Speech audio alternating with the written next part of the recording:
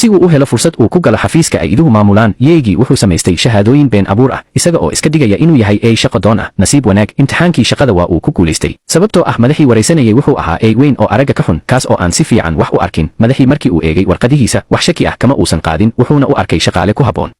sidaas ayaa yeegii loogu ogolaaday shaqadii. Maalintii koowaad ee shaqada wuxuu si farxad leh u salaamay shaqaalaha kale, laakiin idaha yaryar aad ayay uga naxeen markii ay arkeen wejigiisa cabsida leh, wayna ka dhuunteen. yeegii si xarago leh ayuu u dhoola caddeeyey. markii uu fadhiistay miiskiisa, wuxuu qaanada ku qariyey qalabkii miinshaarta iyo mindiyaha ahaa ee uu ugu talagalay inuu idaha ku cuno. Wakhtigaas mid ka mid ah shaqaalaha ayaa u yimid si uu u salaamo. ma aysan ogeyn in ninkan cusub uu yahay bahal hilib cun ah oo khatar badan. Si lama filaan ah waxaa loo soo duldhigay faylal badan oo shaqo ah. yeegii halkii uu shaqada qaban lahaa wuxuu bilaabay inuu dejiyo qorshihii uu ku ugaarsan lahaa idaha shaqada kula jira. isaga oo qorshihiisa qoranaya ayuu hurdo la dhacay. markii la soo toosiyey xilligii qadada, wuxuu si degdeg ah u qariyey warqadihii sirta ahaa ee uu wax ku qoranayay. kadib waxay aadeen jikada.